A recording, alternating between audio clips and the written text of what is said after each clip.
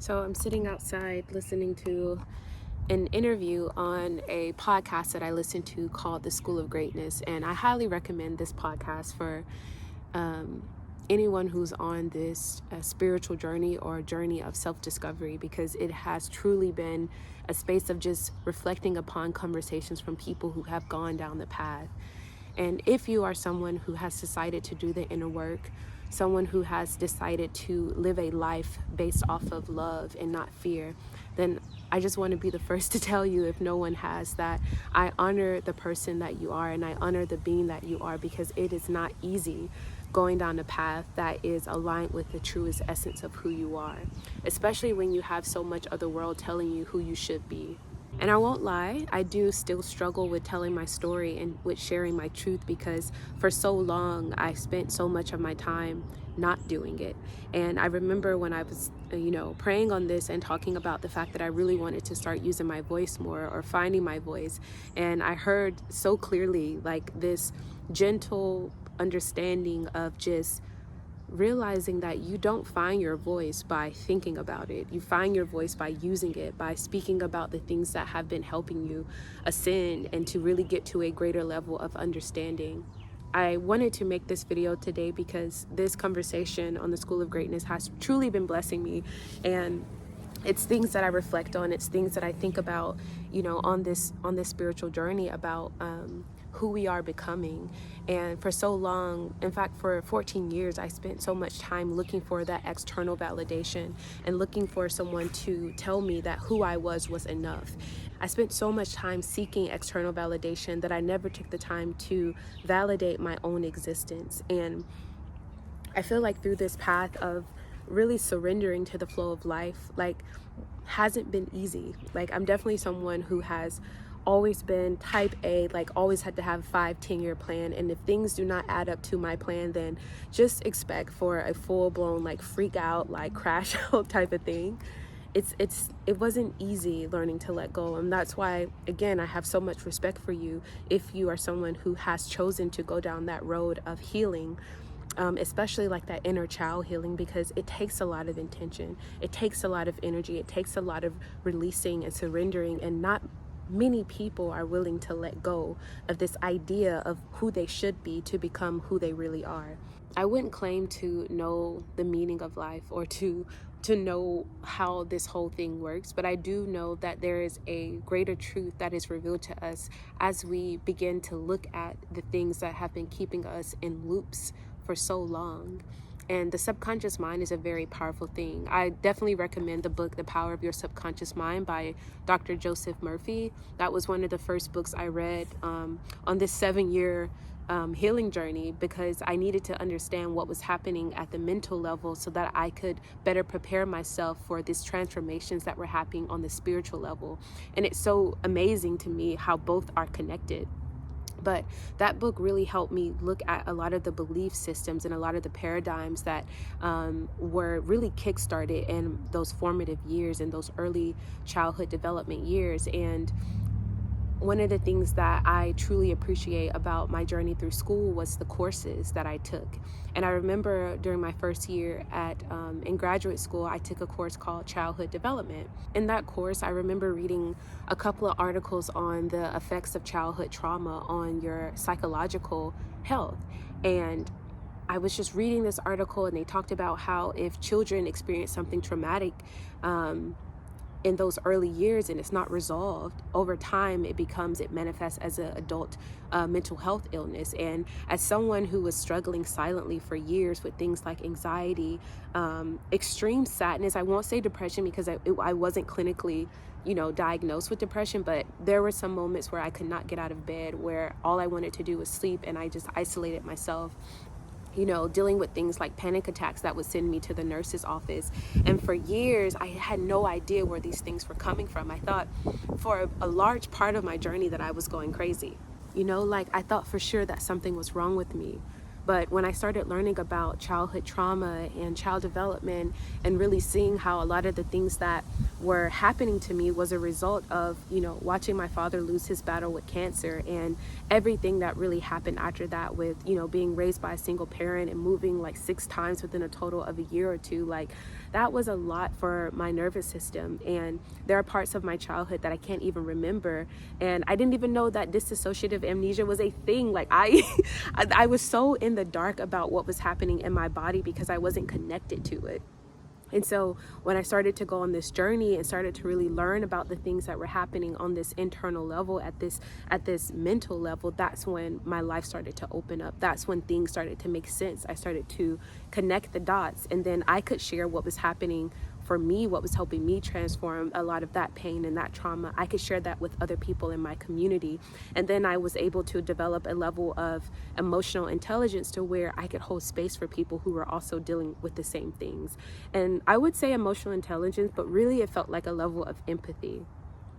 And like I said, I still struggle sometimes with sharing my story because I don't want this to be about me, because it's not. It's about the other, it's about the collective, it's about the community. And I feel like, especially in the Black community, there are a lot of things around mental health and around psychological health that we don't always talk about. And if it wasn't for the journey of really looking at this part of me and really going deeper into understanding the mind and understanding the importance of inner work, I really believe that I would have been lost for a very long time. I will always be an advocate for doing inner work because it saves you. It helps you look at yourself in a way that is from a higher perspective than looking at yourself and judging yourself and trying to judge or hate yourself into transformation, because it doesn't work. As someone who tried it for literally years, to use shame, to use external validation as a way to get me to change, it doesn't work. In fact, when you become the person that you always thought you wanted to be, you end up not liking that person either, because you didn't create this person from a place of love. You created this person from a place of fear. And there is a huge difference between that frequency whenever you're walking through life.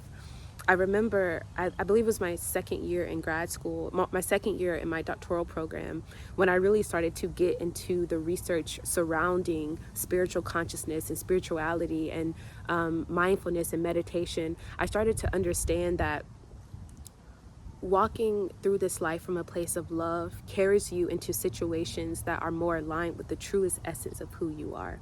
And an example I used was when I first started to look for career options, and naturally, as someone who did use external validation as a measurement, as a source of how well I was doing in this world, I started to look for very high-paying jobs that came with a level of prestige, like jobs that kind of looked good on paper, even though it didn't feel good to the spirit. It didn't feel good to my heart whenever I was applying. But I ended up getting one of those jobs that I applied to. And a part of me is like, I should have learned early on not to apply for things that I know I would not have really resonated with, or something that I wouldn't have loved, because I understood what happened when you are in spaces that aren't really aligned with who you are, but are more so aligned with who you think people are expecting you to be. But either way, I got the job. And as much as I would have loved to stay and do the right thing and follow the path, it was literally so uncomfortable to sit in spaces that I knew were not for me. And it's not like you don't receive the signs. It's not like your body doesn't start to show you. Like, I was physically getting sick, and I never get sick. And I knew that the stress of this job, from research, again, from learning about it, like the stress of being in a place that was not for me was causing my body to break down. And as someone who had spent years on this journey of healing, it felt like all the work I was doing was just being reversed. And that was a scary feeling. Like, being in the darkness, it's scary, but after you come out of the darkness and you feel like you're being sucked back in, that is a level of fear that blows my mind. So there was no part of me that knew, I could stay in that situation, but I did it anyway because it was expected of me. It wasn't until I prayed about it and I got the signs that I needed to move me in this direction. But everything works out for your good when you're walking in alignment with your highest self, the part of you most aligned with creation, with source. And when I decided to step away from a path that was not for me, I walked straight into a path that was for me. Now everything I do is from a place of love, and it resonates with a level of beauty and of truth that I've never felt in my entire life. And I guess that is why I wanted to speak about this today on this video, because I think a lot of us are moving through the society with so much fear. And I don't downplay that, because a lot of the systems, especially in the American system, was created around fear. It was created to keep you feeling like you have no options. And I can, be kind of a dreamer, kind of a visionary. And so sometimes a lot of the things that I dream about, or that I see, the visions that I see, can seem a bit lofty, like they can seem a bit much. But I also believe that when you're connected to your intuition, nothing is impossible. Like, once you follow those nudges towards your freedom, like, you start to see things reflected back to you in your external reality that remind you of your sovereignty. And I do believe that a lot of the things we struggle with are subconscious. There are the blocks, the patterns, the perceptions that, again, were created in our childhood that are reminding us where our place is. But when you start questioning these belief systems, when you start really examining these paradigms, you start to see them crumble away. And see, the truth does not mind being questioned. It is lies, it is deception that crumble whenever you question it. And I have tested this multiple times, and every time I question the truth, it stands, it's whole. Every time I question a lie, every time I've questioned a agenda or a status quo, or any time I've questioned things that did not fully align with the truth of me, it has crumbled. And a big thing that I've struggled with for so long was this idea that I was not worthy enough to see my visions fulfilled, because I had been told for so many years that it was not possible for people like me. And I started to internalize a lot of that in a way that didn't fully show itself until I started getting into, this part of my life, So that's why I'm grateful for the spiritual path, and for the process of really looking at a lot of the ways that we have been operating in society and in life. And again, if you are someone who has decided to do the inner work, I respect you, because again, it's not easy, and most people don't want to do it. I literally was once dating someone, and I was telling them about inner work, and this is when I first started my healing journey, because I had recognized in my early 20s that I was living my life through the lens of a traumatized child. I knew it, I could feel it, and I knew that every decision that I was making was not from a place of love or alignment. It was from a place of trauma, and I was just so tired of manifesting situations that did not reflect, a deeper part of me, a deeper truth of me, which was always love. So I was telling this person, like, we have to do this inner work, and they literally looked at me and said, I don't want to do the inner work because it's going to take too long. And I just feel like I don't fault that person for not wanting to do it. In fact, I honor their decision, because we all have a choice. We have a choice of whether or not we're going to look at our pain and look at the shadow aspect of us, the untapped potential part of us, right? The parts of us that are encompassed with shame and guilt. Or we can continue to go down a path that does not feel fully aligned, but it's not too uncomfortable, right? And I feel like, at least for me, I was getting to a place of discomfort that was beyond what I was willing to tolerate. And that's why I had to go even deeper, and not just read the articles or read the books and listen to the podcast, but look at it for myself. And a lot of this took place in solitude. Again, it's not that I'm living by myself or I'm in a place where I can, have that time to fully sit with myself. But I find little moments in time, like coming outside, sitting in nature, grounding. Like, for me, those are the times when I can really sit with myself and examine the subconscious beliefs that are operating and that are driving this ship. So again, I hope that this video was helpful, if not as a way of encouragement, but at least to remind you that you're not alone. Like, we feel like we're alone. We feel like we're the only ones that's going through what we're going through. But I guarantee you, once you start really listening to people and connecting with people, you really start to see that, wow, like, we're really having a very similar experience, unique to us, but very similar. And I think that's the thing that keeps me telling my story, because I don't know anyone else's life journey. I don't know what you go through. I don't know the things that you deal with, but I know what I deal with. I know what has been helping me on my path. And so I can share that. I can share that with a lot of confidence, because I know it's my story and you have your story. And If you do feel called to share it, again, I encourage you to do so, because it's not easy, but a lot of the times the things that we fear the most are the things that are going to set us totally and absolutely free. So I hope that this video is helpful for you. I hope that you know that you're enough. I hope that you understand that you have what it takes within you to fulfill the vision for your life, and that no one gets to tell you who you are. No one gets to tell you what that vision is or how capable you are of achieving that vision. But I will encourage you to examine that vision and make sure that it is in alignment with the truth of who you are, and not just based on this idea of who you should be, because two totally different directions. Again, I feel like all paths lead back home. You can't really get wrong. Like, eventually you will find your way back to truth. Everyone eventually knows truth. So I pray that wherever you are on your journey, that you understand that your ability and your power to return back home to the truth of you is always available. It's always present. It's just, are you willing to choose a path towards that destination? Are you willing to walk back home even when everyone is screaming at you to fall in line and to stay the course of something that doesn't really serve you?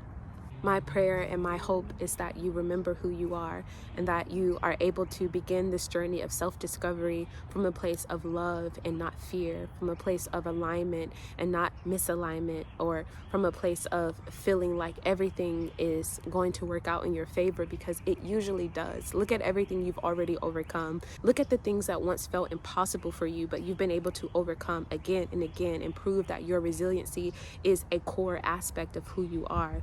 Like, it's in your blood, it's who you are, but you won't know that until you decide to walk down that path for yourself. So I hope this video wasn't all over the place. Sometimes I don't really know what I'm gonna talk about. I just know that I have to speak, and not concern myself or not fixate myself on how many views or what people think, because again, I do care. We usually do care about what other people perceive us as. We do care about what people we do care about how people look at us and how people perceive us, but we have to be more concerned with how we perceive ourselves. And I feel like that's where I was getting off in the past, was I put more attention on external validation than this source of internal alignment. And moving away from that has truly helped me create a life so beautiful that I could not have dreamed of feeling this grounded in myself or this connected to my body after spending years of being so disconnected. So it's possible for you to overcome. It's possible for you to achieve your dreams of becoming and fulfilling the vision, but it starts with you. And as cheesy as that sounds, it's right. Like, if you want to change the world, you have to start with yourself. You don't change the world by trying to look outside of yourself. Everything starts within. As within, so without. And that is ancient wisdom. That is a universal truth. And if you're willing to look at that, try the opposite and see what happens. And then you'll realize that you have nothing to lose by going inward first, and then trying to express that state of internal abundance with your external world. So you got it. Keep on your journey, and remember who you are. At least remember the core essence of who you are, and allow that to lead you down your path of self-discovery. Okay, I'll see you in the next video.